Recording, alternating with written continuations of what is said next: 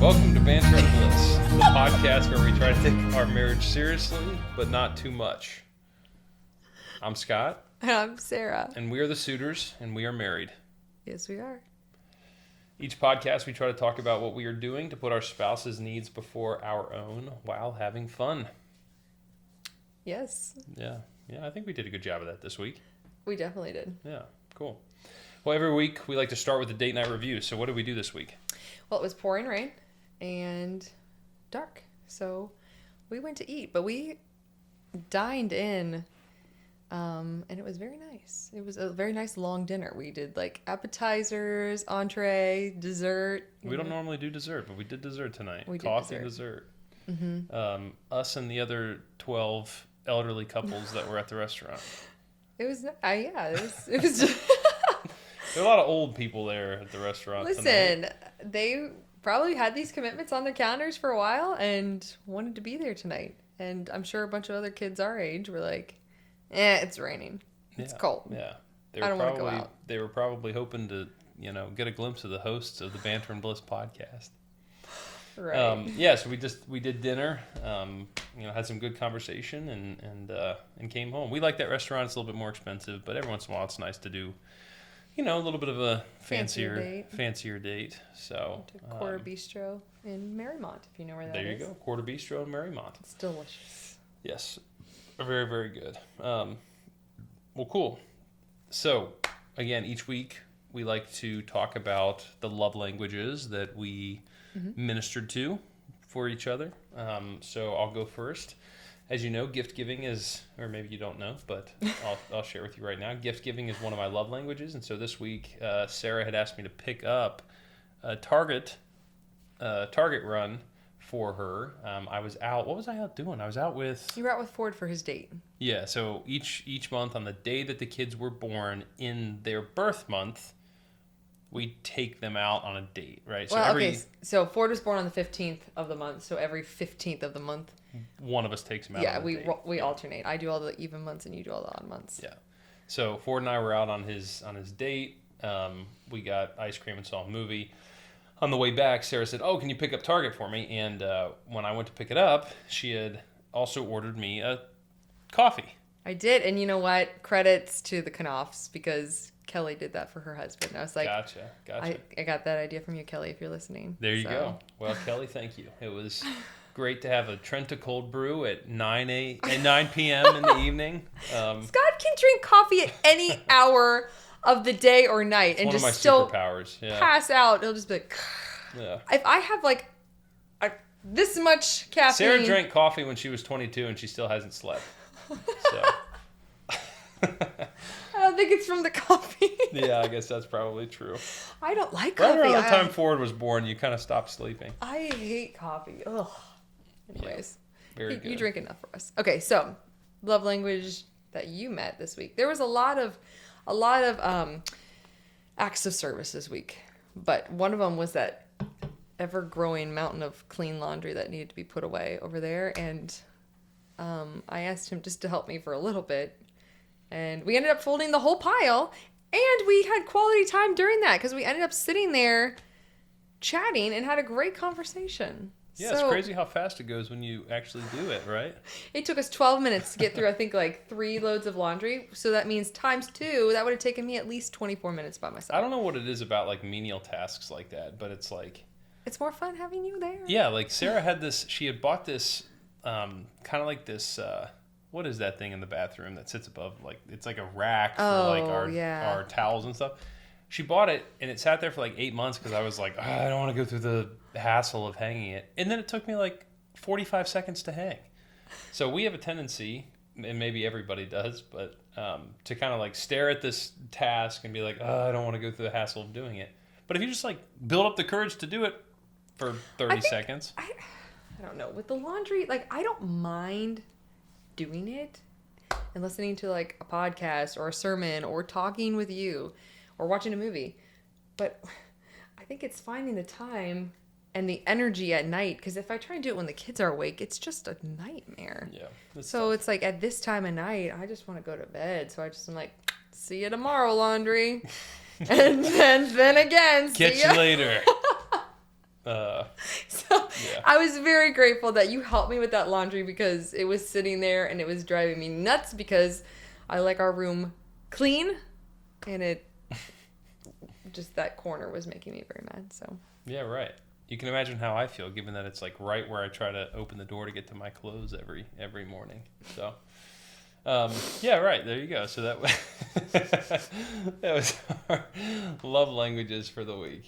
All right, so our weekly marriage tip. We just have this designated as the tap-in. Do you want to chat about it, or do you want me to? You can start it. Explain it. Okay, so I feel like you'll do a better job explaining it. Yeah, you're the one that's usually tapping in. Right.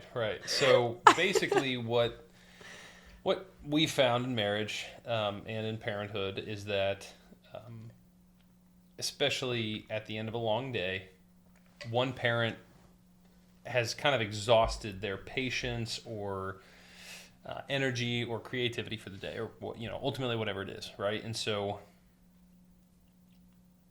marriage is a partnership. We believe that firmly. Mm-hmm.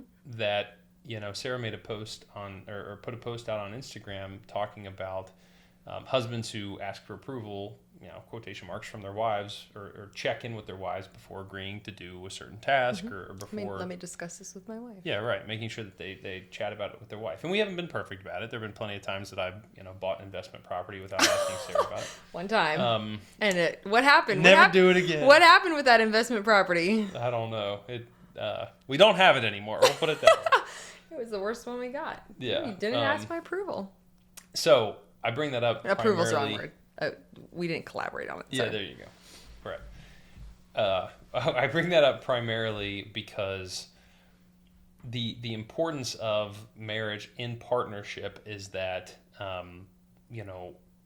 you can lean on each other in times of need, right? You can lean on each other in times of exhaustion, in times of sorrow, in times of just a deficiency, more or less. And so this week there was a time where I'd come home from work. I feel like I'm saying a lot, but I'd come home from work and I had to still do about 30 minutes worth of work. So I came upstairs to get in, get on my computer, and I could just tell that downstairs the kids were climbing the walls. So I came downstairs and Sarah had kind of reached her limit. I had been doing so well that day too. Yeah, right. I was so frustrated that you do so well every day, dear. It just depends on how far we make it today. Depending on what time I come home. No, I'm joking. So come home at 9 a.m., please. I tried to step in and kind of more or less kind of calm the situation down, and that can be scary, getting between a lioness and the cubs that she's yelling at. So yelling. Right, the cubs that she is teaching and educating, right? We'll put it that way. And getting frustrated with that are destroying everything. Yeah, right. They're little kids, so they certainly aren't perfect, and neither are we. But we can never have anything nice. That's right. Yet, that's what I like to say. Yet. One day we will. We have our marriage, so we don't need any material possessions. Right. So all this context to basically say. That was an opportunity for me basically to tap in and kind of encourage Sarah to remove herself from the situation and say, okay, even though I still have a little bit of work to do, let me kind of engage here so that I can, just try to diffuse the situation a little bit. We're partners in this, so when she's reached her limit, I tap in and give her the opportunity to disengage, think, calm down, diffuse, take a shower, whatever's necessary. I know I'm doing all the talking here, so I'm going to pass it off to you. It's okay. No, you're doing great. I think you're explaining it quite well. I'll just make faces and then it'll just cut back and forth. Yeah, there you go. We'll swap back and forth. Well, for those of you watching the video, it'll cut back and forth. That's right.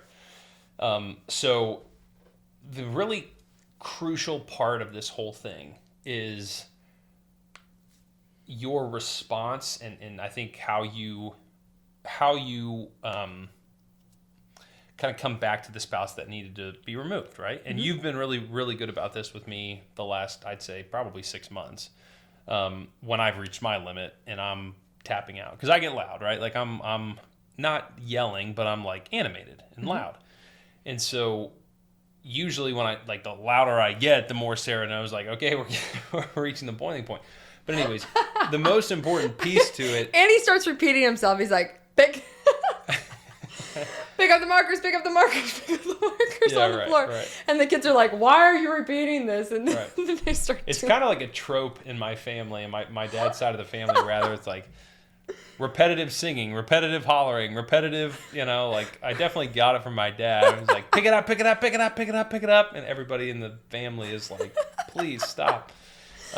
Anyways, all this circling back to the tap in and what takes place right afterwards. So you tap in, you kind of step into the circumstance and more or less try to help and pick up the slack where necessary, but having grace for your spouse is really the follow-up to that. And so what that looks like oftentimes is gentleness. Mm-hmm. And for us, physical touch in the form of a hug or a hand on the back or, just the 45-second hugs. Were you counting? It was a nice long hug that you gave me after that. That's right. It was at least 45 seconds. I think it was a little bit longer. It was probably a minute and 45. I started to pull away, and I could feel her kind of like. No, I'm like he initiated a long hug. That's right. Listen, I was in the middle of frustratingly-ish, however you say the word. I don't think that's how. Washing dishes, and he came in and gave me a hug, and I just left the water running. I was like, he's giving me this big long hug that I didn't initiate. I think she expected me to come in, and like I said, we certainly are not perfect about this, and we haven't been perfect about this our whole marriage. But I think she expected me to come in and kind of be like, "What's wrong with you?" Because like I said, I'm flawed. And I didn't even say anything. I just kind of walked up and kind of wrapped my arms around you just to let you know, like, been there. I've been there. You know it. You know I've been there. And yeah, just grace, right? Just grace and patience, because life is hard, parenting is hard, marriage is hard, work is hard. It's just tough. And so the last place in the world that you need judgment is from the person who's meant to love you more than any other human being on earth. Mm-hmm. And again, we believe that that's what marriage is. Marriage is a decision to love somebody more and differently than you love anybody else in the world. And if you're serious about that commitment, then you have to show grace in a way that you wouldn't show grace to anybody else in the world. And you don't have to be embarrassed or ashamed that you're that gentle and loving and patient and gracious towards your spouse. And I think too many people do, right? Yeah. And so one way that you can do that is with the tap-in method, which, I want to be careful because it sounds weird, but the tap-in method is tapping in when your spouse has reached their limit. In doing so, being patient with your spouse, doing so, being loving with your spouse, and showing your spouse grace. So anything you want to add to that? No, I think that was great. I kind of thoroughly covered it for 13 minutes there. Yeah. So hopefully that all made sense. Yes. So the next category that we like to cover every week is banter. We've already started. One of our favorites. Yeah, right. Already started covering it. All right, so a couple episodes ago, we talked about my frustration when the cabinets all get left open. So Sarah told me tonight, she was like, well, I have a follow-up that I don't want to tell you yet because I want to get a genuine reaction from you. And if you know me enough, you know that I'm never short of genuine, substantial reaction. So I'm going to pass it off to Sarah to start this conversation. I'm like crying, like just thinking about. Oh my. I'm holding my laughter. So God hates when all the cabinets are open because we're like, it's like I haven't finished a thought. Usually I'm trying to do all these different things. Well, if you get on Scott's computer, Scott's laptop, or Scott's phone, there's 500 tabs open on every browser possible. He has 2 screens, so I don't even know which thing I'm looking at here. And then if you get on the laptop, there's I don't know how many unread texts. I get so stressed when he hands me his phone and it's just notifications like crazy. Today, or just literally 30 minutes ago, he was trying to set up the podcast. He had so many different applications running. He didn't know where the sound was coming from. My mascara is going to be everywhere. Sorry. Man. He literally, any of his devices are, every possible tab is open. Like, there's no search that has like it has, you could probably find what he was searching for, 2 years ago in January. Oh my gosh, there goes all my makeup. Because the tab is still open. Yeah, it is tough. I think I'm going to return to the tabs.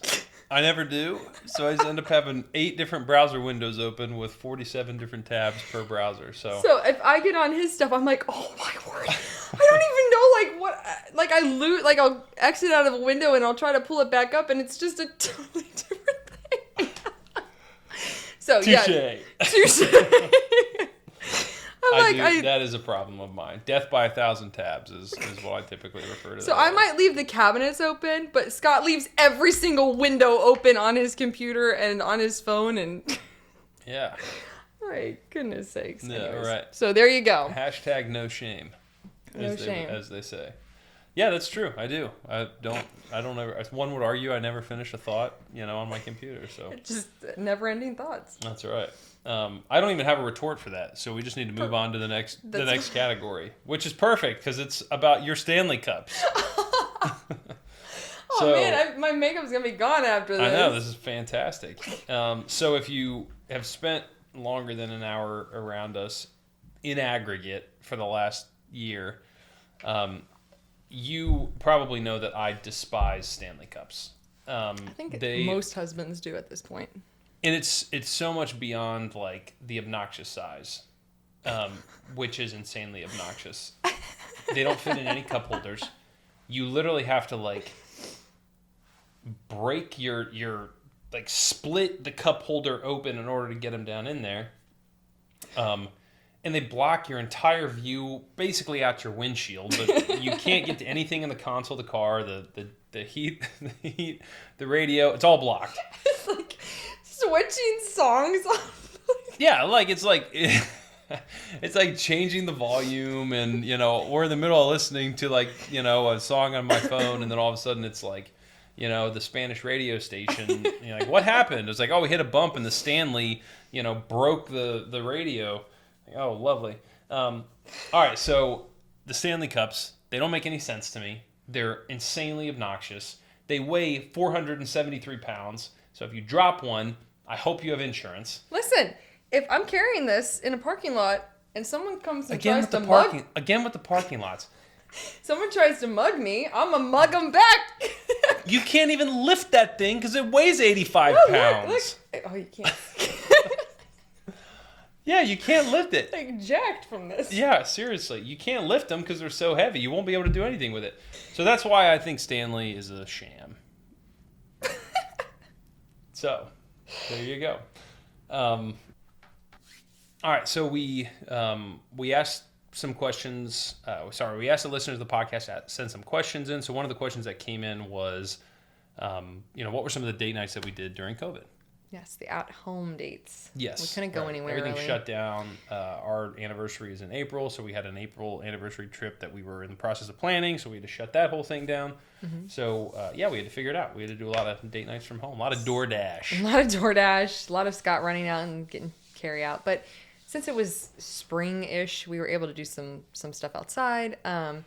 We set up a picnic out there. I remember we were reading some sort of devotional together, or I can't remember. There's a picture of us sitting out in front of the house. I remember we did that one. I think we ordered food, and the DoorDash guy came by. Yeah. And we were sitting out there, and we got that, and then you had ordered dessert and donuts. Yes. And the busking guy came by too. So that was actually a lot of fun.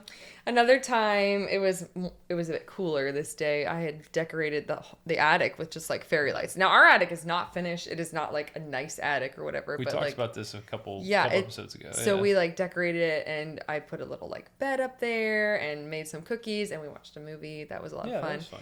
And then we've done game nights before. Now, this can get a little interesting because I'm not competitive. But Scott... And I'm not competitive. He's very competitive. He's very competitive. And so I'm not care. competitive unless we're playing games and doing competitive things. I don't care if I win. So I'm not even trying, and I keep winning, and he hates it. Like, we played Battleship, and I beat you all 3 games, not even trying. And it made him so mad. So one time we were cheating. One time we were playing Skippo, if you've ever played Skippo before, and Scott just kind of kept not getting good cards and was losing. And I was taking them during one of the games, so I just was slowly like slipping the wild cards away. I got him distracted then while I was like shuffling the cards for the next game, and just stacked his deck with like how many Skippos? 11? Something like that? 11 Skippos. I put a few regular ones on top, but then it was just all Skippos. So this was maybe the funniest moment of like my entire life. We have it all on video. I'm sure you remember it if you follow us on Instagram. But he started like flipping through his cards, and he was like, "Ooh, we got a Skippo," and he was kind of excited about that. And then it was another one, and then another one. I'm like sitting there like, when I'm trying not to laugh, it comes out my eyes. So then I just like start like crying. So I'm like sitting there trying so hard to hold it in, and he's like, "What? Another Skippo? What?" And then he looked up at me. That is the 4th.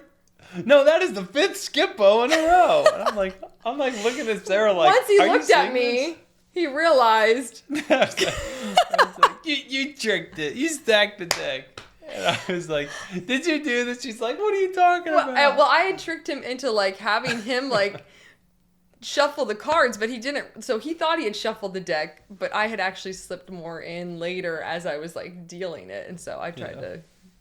Anyways, if you've never seen the video, go find it. Maybe we can add it to the channel or something like that so that you can watch it. I'd love to go back and like add a bunch of like those old videos that are like Love is an Open Door's already on there, but stuff like that. We'd love to do more of that stuff. So game nights are a lot of fun. We've done like watching a show and doing like back rubs. That can be fun too, and it can. You're right. That can be fun. We'll watch the show and do back rubs, and then whatever. Yeah, Netflix and back rubs. That's what they call that, I think, right? All right, so I like that kind of stuff. I mean, just easy, simple, at-home stuff. I mean, yeah. The point of this whole thing is that like we found a way to still do our date nights even when we were kind of locked down. Yes. So date nights are all about kind of what you make them out to be, right? It's just great quality time with somebody that you love, but also like, as I like to say, as I've said a few times. Yes. All right, so lightning round. We do this every week. Just 3 quick questions. We're running out of time, so we don't have to elaborate too much. But board game or watch a movie? Board game. I go with movie. I'm too. I actually like board game with watching a movie. You like Settlers of Catan while you're like watching a show. That sounds horrible.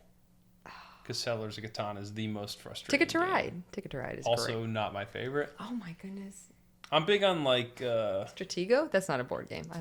I don't know. I like. Like euchre? Monopoly. Monopoly. I always lose in Monopoly because I'm like, oh, I like the color of that place. So I just like buy everything. I don't know. Like I don't give enough time to like the strategy side of board games. I'm just kind of like whatever. Can we do something else? Can we watch a movie? All right, chocolate or vanilla? Vanilla. I think I'm vanilla too. And then final question: fall or spring? Spring. We got married in the spring. I say fall. What? Yeah, I'm a big pumpkin spice latte basic guy. What they say. Dude, I'm a big fall guy. April's like one of the best months. Like the world is like coming back to life after whatever the heck we just went through. Yeah, it's a great month. I love April. We got married in April. It's a great month. Not your favorite though. I like the fall. Oh. I like, you come out of summer, you get to put your warm weather clothing on. You get to have to wear shoes again. Get the pumpkin stuff going. We get to do a lot of fun stuff in the fall. Like we get to get the pumpkin patch and Fear Fest and all that stuff. So fall is. I start feeling like Fear Fest screaming with Scott. Yeah. the class that we teach at church, we were trying to come up with a cool name for this event. What did we come up with? Pumpkins and Panic? Is that what it ended up being? Or was it Screaming with Scott? No. It ended up being Pumpkins and Panic because we were supposed to do like a scary thing on a Friday night and then like the pumpkin farm on Saturday morning, pumpkin patch Saturday morning. But then like nobody in our class wanted to do the pumpkin patch. Like 3 people did. Okay, couple people did. I don't want to say nobody. But yeah. So anyways, we were going to give out a cash prize to the person who came up with the best name for our like event. Scary and then pumpkin patch the next day. Our fall event. And so somebody in our class came up with Pumpkins and Panic, and we thought that was pretty good. And somebody else came up with Screaming with Scott, which I thought was hilarious. Yeah, right. You know who you are if you're listening to this and you came up with that. You might get a gold star on Sunday. We have a lot of fun with the college kids. They're awesome. College and career, whatever. Adults, I guess young adults. That's what they're called. Yeah. All right. So that was the lightning round. Okay. Last before we go is our marriage tip for the week. So each week we like to just leave with just a small, little recommendation to, kind of unite you and your spouse and, bring you guys together. So one of the things that we typically try to do when I get home from work or when one of us gets home from wherever we've been, is to tell the other spouse that thank you for everything that you did today. Mm-hmm. And what we think that does is it recognizes that you've put in a lot of work, whether it was with the family or whether it was, supporting the family. And it's easy to we started doing it because it's easy to just like unload your dirty laundry for the day. Mm-hmm. The first time you see your spouse, right? And I that's not just about the kids. I do that too. I walk in and my dispensation's all shut down, mm-hmm. Yeah. And so if the first thing that we do is tell each other that we appreciate each other, the hope is that when one of us is walking in the door, that we have kind of like a Pavlov effect to where, we expect there to be at least a level of appreciation and love. Hug, kiss, thank you for everything you did today, the second we see each other for the first time after being separated for a while. Yeah. So anything to add to that? No, I think that pretty much covered it. Yeah. And our hope is that signals in our brains that seeing each other is a positive thing. And I think that we believe firmly that if you can trick your brain, quotation marks, that seeing your spouse is something to be excited about, then it's I think kind of triggers that dopamine hit, which goes a long way within your marriage. So it definitely does. All right. Very good. So this was the Banter Bliss podcast. I'm Scott. And I'm Sarah. And we are the Suitors, and we are married. Yes, we are. So thank you for being here with us this week, and we'll see you next time.